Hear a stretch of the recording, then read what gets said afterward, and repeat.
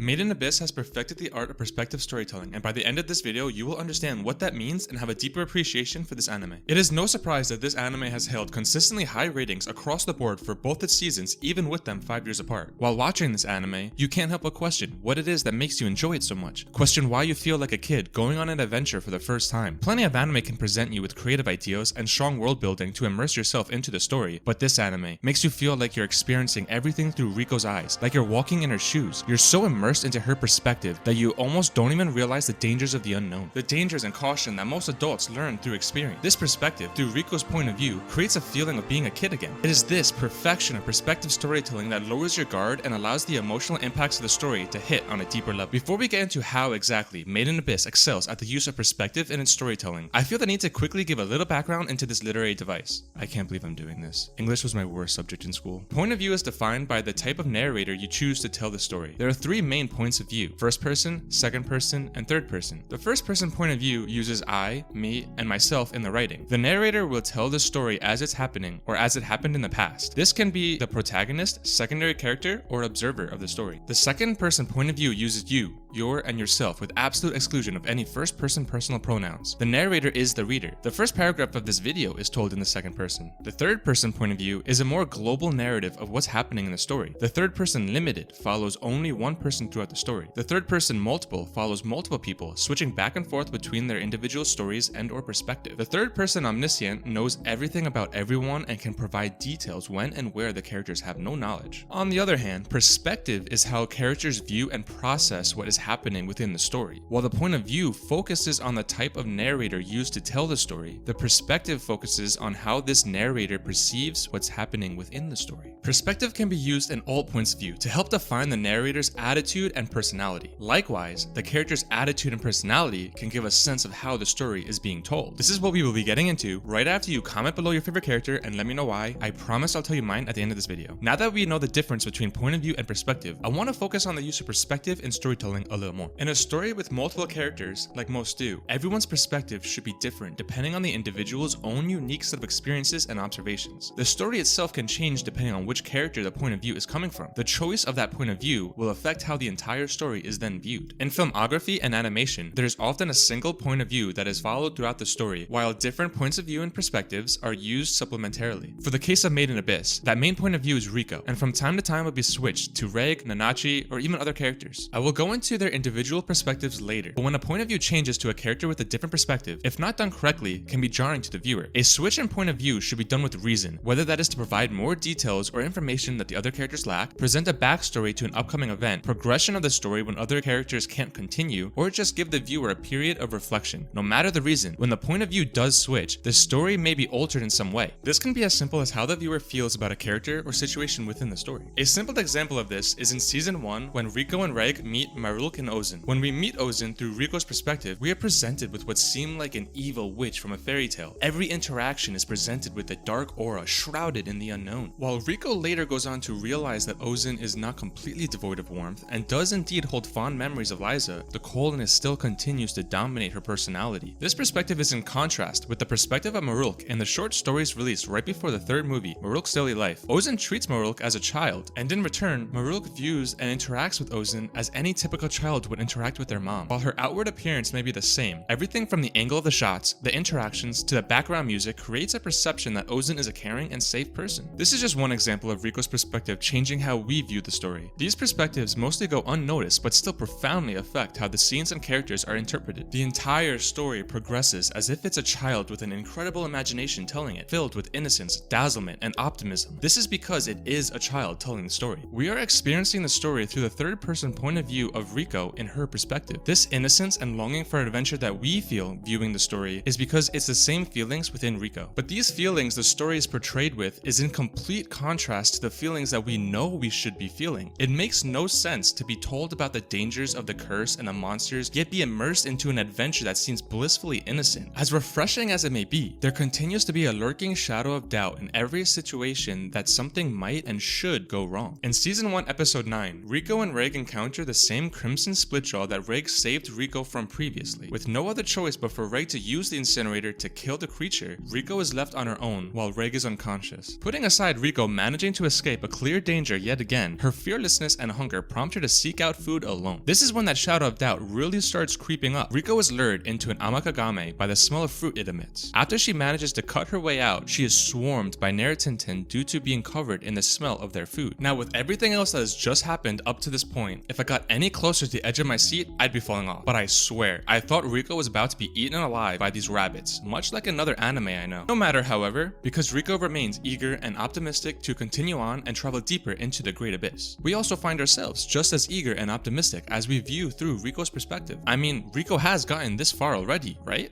Riko, you might not say it out loud, but I'm sure you understand. With a momentary switch to Reg's point of view to give a little perspective on reality, Reg says just what that shadow of doubt had us all feeling. That no matter how much we don't want to think about it, we're right in the belly of the netherworld. Then Riko finally comes to realize the true dangers of the abyss from her encounter with the orb piercer. Things aren't all fairy tales, and death is and has been a lot closer than she has realized. This moment of Riko's harsh realization also serves to be a tonal shift within the story as a whole. Riko's perspective has been changed, and with it our interpretation of the story. This proved to us, just as much as it did Riko, that the stakes and risks are real and scary. From here, while Riko is unconscious, we switch to Reg's point of view and his perspective. We feel a sense for just how deep Reg's feelings are for Riko, the sense of commitment and dedication he has, as well as his feelings of confusion as he longs for his missing memory. This shift in perspective was well accomplished with reason and used to further serve the story. We are given information on the past and patch answers together the same way that Reg has to. Through his momentary flashbacks and conversations with Nanachi, we are left confused and guessing for answers that could very well be wrong. I mean, I seriously thought that Midi was Riko's mom for an embarrassing moment. But not only do we understand his feelings through his perspective, we then interpret the story the same way. We also feel conflicted within as we watch him struggle with the correct decision between helping Nanachi, Riko, and Fapta. We feel the same conflicts as the character. There is a sense of empathy regardless of the decision chosen by that character. Watching in Reg's perspective, as he has to fight off Doraemon, we see him constantly look over to make sure Riko is safe. We hear his inner conflicting thoughts of protecting Fapta's arm to save Nanachi and keeping his promise to Fapta. It is clearly difficult for him to make all of these things happen, and through his perspective, we are able to share in his struggle of these decisions. This type of storytelling, through the perspective of the characters, does more to provide an understanding of them than having it said out loud. Reg is too kind, so cannot do it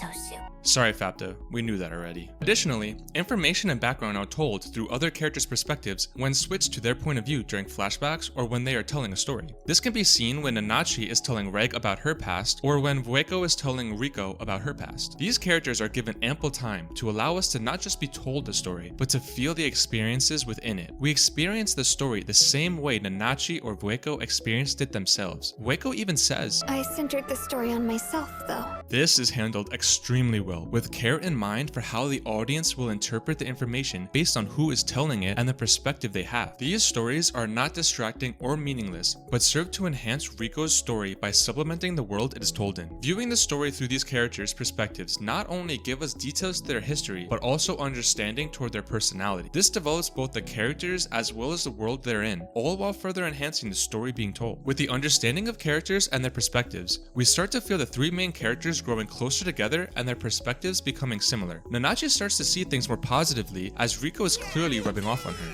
I'm glad to see you thinking positively. Riko's knowledge and perspective falls more in line with reality as she takes more precautions and has become more serious regarding the dangers that await them. But despite all this, it is important to remember that Riko is still just a child, and her perspective is still that of one. From the moments they enter Bondrud's laboratory or the village of Ilbu, Riko is too immediately trusting of strangers. She gives up information despite Nanachi warning against it, and gets led into uncomfortable situations unknowingly. When Menya was being hurt, the soundtrack and slow camera movements created the perspective of the world ending, which is understandable as Menya is extremely important to Riko. But when it was a villager who was being balanced as their body gets ripped apart, Riko seemed to not be as impacted by it as perceived with completely different music and visuals. Nanachi and Reg even discussed this amongst themselves. We witnessed something awful, but you know, maybe more than anyone, Riko understands we can't afford to let ourselves get down at a time like this. Despite the overflowing feelings of positivity and excitement for adventure, Riko also puts heavy emphasis towards caring for others. That villager, Ma, does eventually become become an important character to Riko. Her perspective on the world will continue to be this unchanging core of positivity, optimism, and eagerness for adventure. Thus, we as an audience will follow along viewing and feeling the story the same way. The story is told thoroughly through the perspective of the characters, and every little detail is well thought out. Notice how the anime in the first couple of episodes of season 2 introduce a new language where Riko has no idea what the villagers are saying, but after she is taught by the restaurant owner common phrases from the language that we are then given translations as subtitles. This is because Riko now knows these words as she was just taught them. We interpret and view the story through Riko's perspective, including her growth and maturity, leading to a steady increase in violence, blood, and gore. This includes the growth of Nanachi, Reg, Vapta, and even Vueko as we view their stories in their perspective. Every emotional impact hits the way it does because of the perspectives that is hitting from. The story progressed deeper and darker as it was ultimately doomed to from the beginning. The entire premise of the anime leads to the inevitability of scary and dark events, but watching through Riko's perspective caused us to feel positive and hopeful, which blindsides us as it creates an abyss within ourselves. It is thanks to that perfect perspective storytelling that allowed the audience to feel like we are in the story, to feel the emotional highs and emotional depths that come with it. The perfect perspective storytelling that create the world we find ourselves in and the characters we find ourselves with. As promised, my favorite character is Reg because of his kindness and commitment to follow through with his words. However, Vapta is easily the coolest character. Sorry, I know most people's favorite is Nanachi. If you enjoyed the video, I have similar analysis videos for other anime on screen now and will be releasing more every month. Thanks for watching.